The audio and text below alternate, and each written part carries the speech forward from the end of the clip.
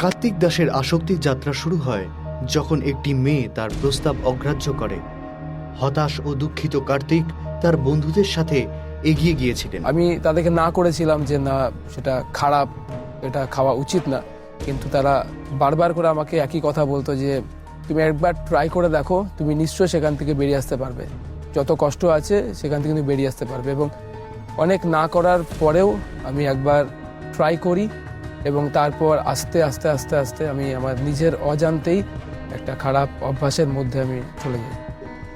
ধূমপান থেকে মদ্যপান, ড্রাগস থেকে গার্লফ্রেন্ডস, কার্তিক সব ধরনের নেশায় জর্জরিত হয়ে পড়ে। বছরের পর বছর পেরিয়ে যায় এবং তিনি একটি গ্যাংয়ের সাথে যুক্ত হয়েছিলেন।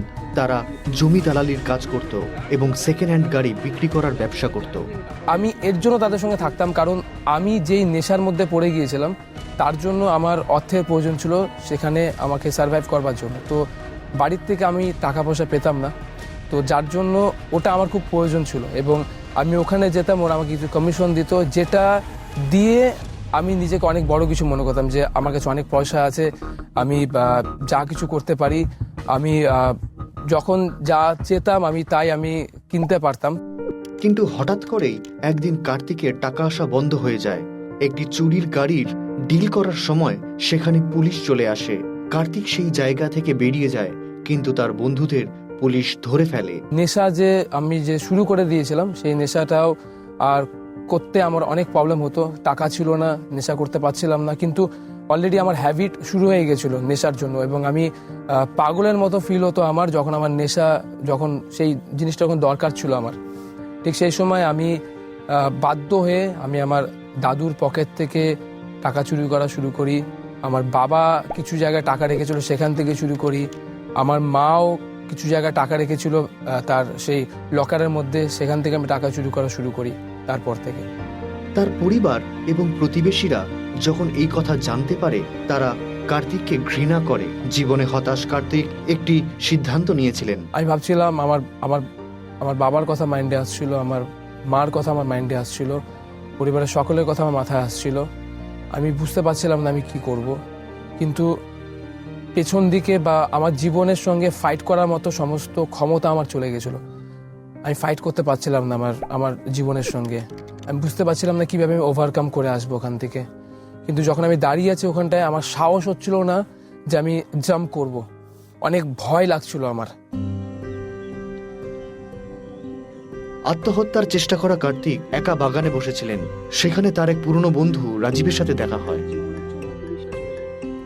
তো সে আমার কাছে এসে আমাকে বলছিল যে কি হয়েছে তোমার। অ্যান্ড সব থেকে বেশি যেই কথাটা আমার হৃদয়ে লেগেছিল সেটা হলো, ও আমাকে বলছিল যে এই পৃথিবীতে কেউ তোমাকে না ভালোবাসুক, হয়তো এই পৃথিবীতে কেউ তোমাকে বোঝে না, কিন্তু একজন আছে যে তোমাকে অনেক বেশি ভালোবাসে।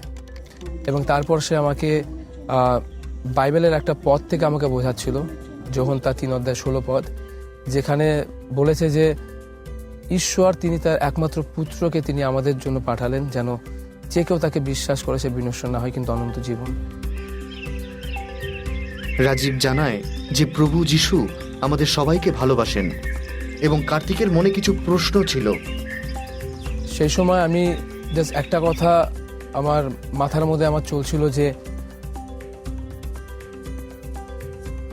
কেন সে আমাকে এত ভালোবাসে, কি আছে আমার মধ্যে। কিছু তো ভালো নেই, কারণ অনেক ভুল কাজ করেছি আমি সারা জীবনে, অনেক ভুল কাজ যেগুলো কারোর সামনে বলার মতোও না।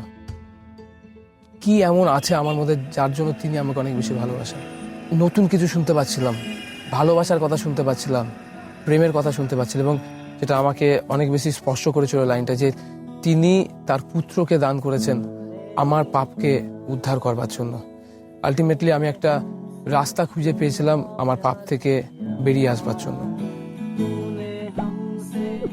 যিশুর নিঃশর্ত ভালোবাসা কার্তিকের হৃদয় স্পর্শ করেছিল। প্রভু যিশু সম্পর্কে আরো জানার জন্য তিনি অধিকাংশ সময় রাজীবের সাথেই থাকতেন, কিন্তু আসক্তির সঙ্গে তার সংগ্রাম অব্যাহত ছিল। আমি বারবার সিদ্ধান্ত নিতাম যে আমি আজকে নেশা ছাড়বো, কিন্তু পরের দিন গিয়ে আমি আবার গুটখা খেতাম, আবার সিগারেট খেতাম। এমনও সময় হয়েছে যে আমি চার্চে ঢোকার আগ পর্যন্ত আমি সিগারেট খেয়ে নিভিয়ে তারপরে আমি চার্চে ঢুকেছি। সো এরকম অনেক সমস্যা আমার জীবনে হচ্ছিল, কিন্তু ওখান থেকে আমি বেরিয়ে আসতে পারছিলাম না। গির্জায় একটি প্রার্থনা সভায় প্রচারক সকলকে প্রভু যিশুর হাতে তাদের সংগ্রাম সঁপে দেওয়ার জন্য উৎসাহিত করেছিলেন। কার্তিক তাই করেছিলেন। আমার মনে হচ্ছিল যেন কেউ একজন আমাকে স্পর্শ করছে, কেউ একজন আমাকে ছুঁয়ে আমাকে হাগ করছে। একটা আলাদা একটা ফিলিংস ছিল যে কেউ আমাকে বলছে যে আমি তোমার সঙ্গে আছি, আমি তোমাকে সাহায্য করব। একটা আলাদা একটা শক্তি পেয়েছিলাম এবং তারপর থেকে আমি সেখান থেকে বেরিয়ে আসতে পেরেছিলাম। অবশেষে তার আসক্তি থেকে বেরিয়ে আসার পর কার্তিক প্রভু যিশুর কাছে একটি অঙ্গীকার করেছিলেন। আমি এর জন্য সিদ্ধান্ত নিয়েছি কারণ তিনি একমাত্র যিনি বোল্ডলি বলেছেন আমি একমাত্র সত্য পথ ও জীবন, আমাদের না আসলে কেউ পিতার নিকটে পৌঁছাতে পারে না। সো এই বোল্ডনেসটা, এই বিষয়টা আমাকে অনুপ্রাণিত করেছে এবং আমি বিশ্বাস করতে সাহায্য করেছে। এবং সব থেকে গুরুত্বপূর্ণ যে বিষয়টা, যে তিনি শুধুমাত্র ক্রুশে আমার জন্য মারা যাননি, কিন্তু 3 দিন পর তিনি পুনর্জীবিত হয়েছিলেন। বর্তমানে কার্তিক দাস শিলিগুড়ির আগাপে মিশনের মাধ্যমে প্রভু যিশুর সেবা করে চলেছেন। একজন ইউথ লিডার হিসেবে কার্তিক সেই আসক্ত ব্যক্তিদের জন্য কিছু বলতে চান। ঈশ্বরের জন্য একমাত্র আজকে আমি এখানে আছি। যদি কেউ আছো যারা অনেক বেশি আমার অবস্থার মধ্যে আছে, যিশু আছে যে আপনাকে ওখান থেকে বার করে নিয়ে আসতে পারে। তিনি পারেন আপনাকে, তিনি আমাকে ওখান থেকে বার করেছেন ওই পরিস্থিতির থেকে, তিনি পারেন আপনাকে ওখান থেকে বার করে নিয়ে আসবার জন্য।